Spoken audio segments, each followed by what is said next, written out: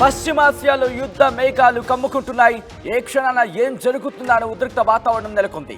మరి ముఖ్యంగా Hamas chief Ismail Hania మృతి ఇస్మాయిల్ హనియా మృతి తర్వాత ఎటువంటి పరిణామాలు చోటు చేసుకుంటాయో చూసాం. ఇప్పుడు ఇజ్రాయెల్ తన దాడిని మరింత వేగవంతం చేస్తుంది. విజువల్ మీరు చూస్తున్నారు. ఇప్పుడు ఇజ్రాయెల్ మళ్ళీ గాజా మీద దాడి చేస్తుంది. మీరు విన్నది నేనన్నది నిజమే. గాజాపై ఇజ్రాయెల్ దాడి చేస్తుంది. హమాస్ మిలిటెంట్లను టార్గెట్గా చేసుకుని దాడి చేశామంటోంది ఇజ్రాయెల్. అయితే స్కూల్ మీద దాడి చేస్తుంది ఈసారి. అయితే ఇజ్రాయెల్ మాత్రం చెబుతోంది ఒకటే, ఆ స్కూల్ని బేస్గా చేసుకొని అక్కడి నుంచి సైనిక స్థావరంగా అంటే వాళ్ళ స్థావరంగా చేసుకొని అక్కడి నుంచి ఆపరేషన్స్ నిర్వహిస్తోంది హమాస్ అని మాట చెబుతోంది ఇజ్రాయెల్. ఈ గాజాపై ఇజ్రాయెల్ దాడిలో 100 మంది మృతి చెందినట్టుగా తెలుస్తోంది. దానికి సంబంధించిన బ్రేకింగ్ న్యూస్. పశ్చిమాసియాలో ఎటువంటి పరిస్థితులు ఒక్కసారి గాజాలో సిచ్యువేషన్ చూసే ప్రయత్నం చేద్దాం. ఆ తర్వాత డీటెయిల్గా మాట్లాడుకుందాం.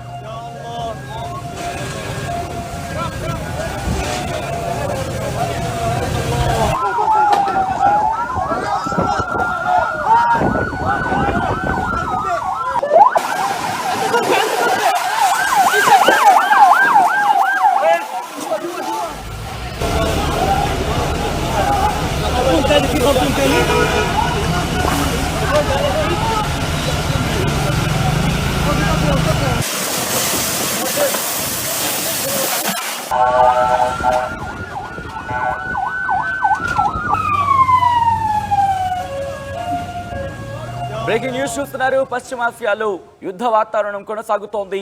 ఇజ్రాయెల్ హమాస్, ఇజ్రాయెల్ హెజ్బుల్లా మధ్య దాడులు భీకర స్థాయికి చేరుకుంటున్నాయి. గాజాపై దాడులు కొనసాగిస్తోంది ఇజ్రాయెల్. తాజాగా గాజాలోని ఓ స్కూల్పై ఇజ్రాయెల్ దాడి చేసింది. 3 రాకెట్లతో ఇజ్రాయెల్ స్కూల్పై దాడి చేసింది. ఇజ్రాయెల్ దాడుల్లో 100 మందికి పైగా మృతి చెందినట్టుగా తెలుస్తోంది. మరోవైపు లెబనాన్, ఇజ్రాయెల్ మధ్య భీకర దాడులు కొనసాగుతున్నాయి. ఇజ్రాయెల్ లెబనాన్ టార్గెట్గా జరిపిన దాడుల్లో 2 హెజ్బుల్లా ఫైటర్స్ మృతి చెందినట్టుగా తెలుస్తోంది. ఇజ్రాయెల్కు మద్దతుగా రంగంలోకి అమెరికా. ఇరాన్ వార్నింగ్ నేపథ్యంలో 12 ఫైటర్ జెట్స్ పంపింది అమెరికా. చాలా ఇంట్రెస్టింగ్ అనే చెప్పుకోవాలి. ఎందుకంటే ఇక్కడ హమాస్ చీఫ్ ఇస్మాయిల్ హనియా దారుణ హత్య తర్వాత, ఎందుకంటే ఇజ్రాయెల్ సంబంధించి ఈ మాటని చెబుతోంది.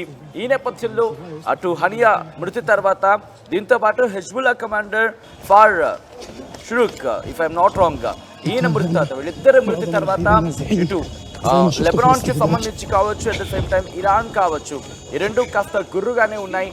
ఎందుకంటే ఇస్మాయిల్ హనియా ఇరాన్లో పర్యటనకు వచ్చినప్పుడు ఆయన మృతి చెందడం జరిగింది.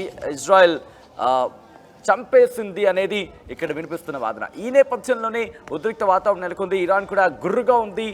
అయితే ఒక్కసారిగా దాడి చేయాలా, లేకపోతే విడివిడిగా దాడి చేయాలా? ఎందుకంటే లెబనాన్కి సంబంధించి హెజ్బుల్లాకి మద్దతు ఇస్తుందన్న మాట వినిపిస్తోంది.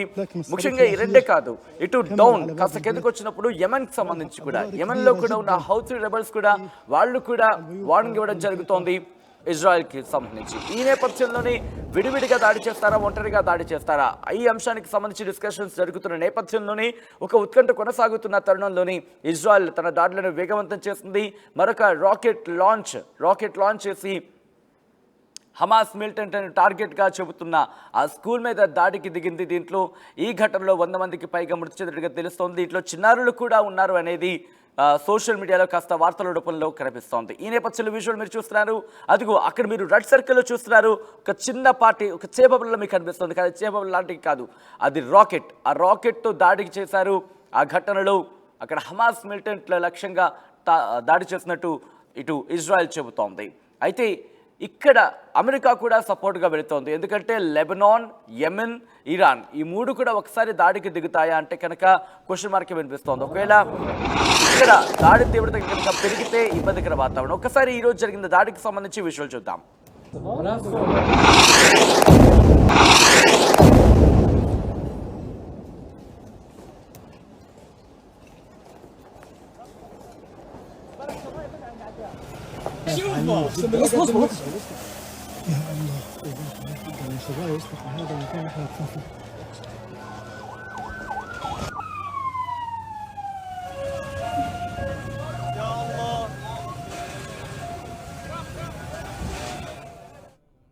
పూర్తిగా నిశ్శబ్దం, ప్రశాంతంగా ఉన్న వాతావరణం ఒక్కసారిగా మారిపోయింది.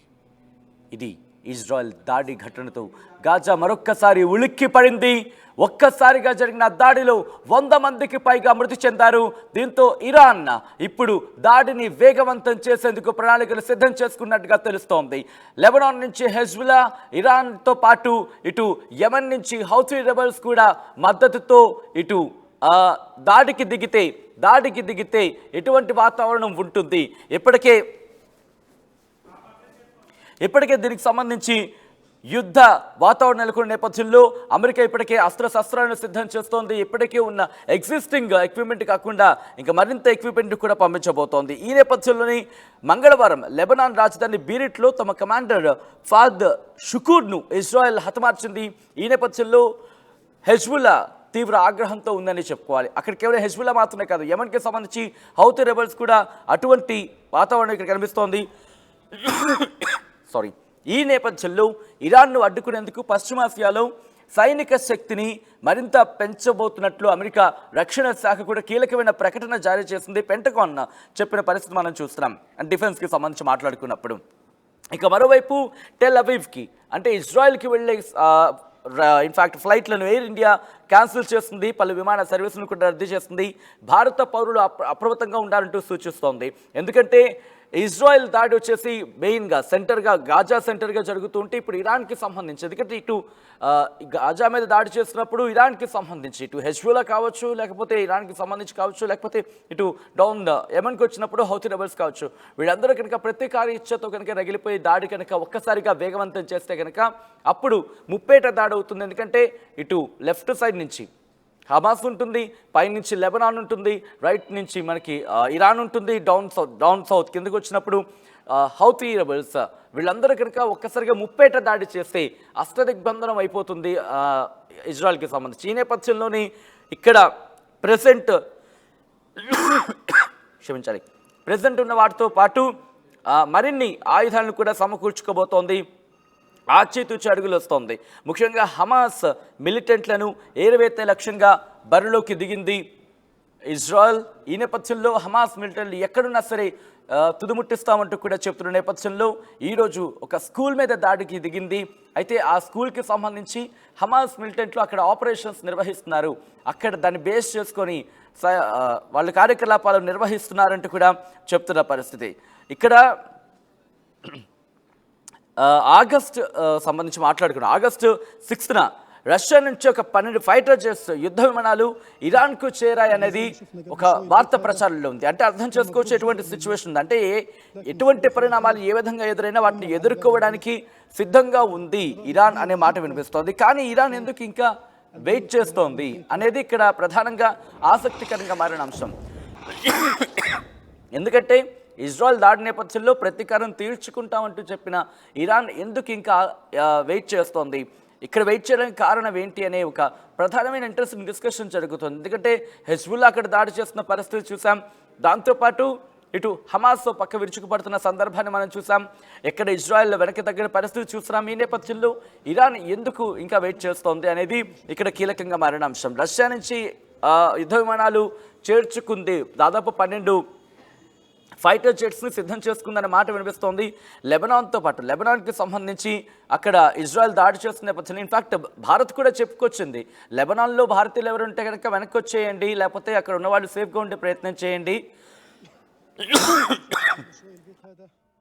అంటే ఈరోజు ఇటు గాజా మీద జరిగిన దాడి మనం చూసాం. ఒకవేళ పరిస్థితి కనుక ఇంకా తీవ్ర రూపం దాల్చితే లెబనాన్ మీద రేపు ఎల్లుండి కూడా దాడి చేసే అవకాశం ఇంకొకసారి ఉంటుందన్న ఎటువంటి అతిశయోక్తి లేదు. అటువంటి యుద్ధ వాతావరణం ఉంది. ఎందుకంటే ఇటు హెజ్బుల్లాని లెబనాన్లో ఏరివేయాలని చెప్పి భావిస్తోంది, అట్ ద సేమ్ టైం గాజాలో ఉన్న హమాస్ని టార్గెట్గా చేసుకుంది. ఈ నేపథ్యంలో దాడులు మరింత పెరిగే అవకాశం ఉంది.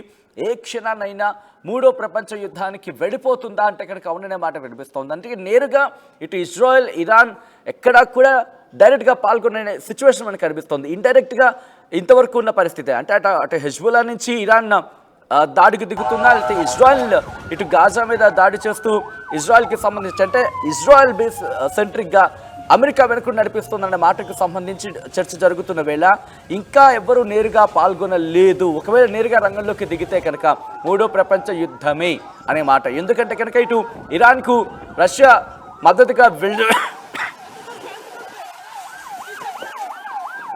రష్యా మద్దతు అనుకుంటే కనుక ఒకవేళ రష్యా మద్దతు వెళ్తే చైనా ఎవరికి మద్దతు ఇస్తుంది, అక్కడ ఒక సినారియో. దీంతో పాటు ఇటు ఇజ్రాయెల్కి సంబంధించి అమెరికా మద్దతు వెళ్తున్నప్పుడు పశ్చిమాసియా దేశాలన్నీ కూడా మద్దతుగా ఉంటున్న పరిస్థితి. సో ఇవన్నీ ఇటువంటి అన్సర్టెనిటీ ఉంటే బంగ్లాదేశ్లో కూడా అన్సర్టెనిటీ ఉంటుంది. సో ఇవన్నీ కూడా ఇటు రాజకీయంగా దాంతోపాటు గ్లోబల్గా కూడా సో ఇవన్నీ చాలా ఇంట్రెస్టింగ్ కోడింగ్స్ అనే చెప్పుకోవాలి. ఎందుకంటే ఒక్కటి కనుక డికోడ్ చేయగలిగితే మిగతాదంతా కూడా మారిపోయే అవకాశం ఉంటుంది. ఇక్కడ ఇరాన్ సంయమనం పాటించడం సేపు కాస్త పర్వాలేదని చెప్పుకోవాలి. ఇక్కడ ఇజ్రాయెల్ ఇంకొక అడుగు ముందుకు వేస్తుంది అనుకుంది, ఆ పరిస్థితి మారే అవకాశం కనిపిస్తోంది. At the same time Iran కూడా ఒక అడుగు ముందుకు వేస్తే కనుక మూడో ప్రపంచ యుద్ధం మూడో క్షణంలోనే స్టార్ట్ అయిపోతుందంటే ఎటువంటి అతిశయోక్తి లేదు. ప్రెసెంట్ అటువంటి యుద్ధ వాతావరణం చూస్తున్నాం. గాజాపై దాడి ఇది ఎటువంటి పరిణామాలకి దారితీస్తుందనేది వేచి చూడాల్సిందే.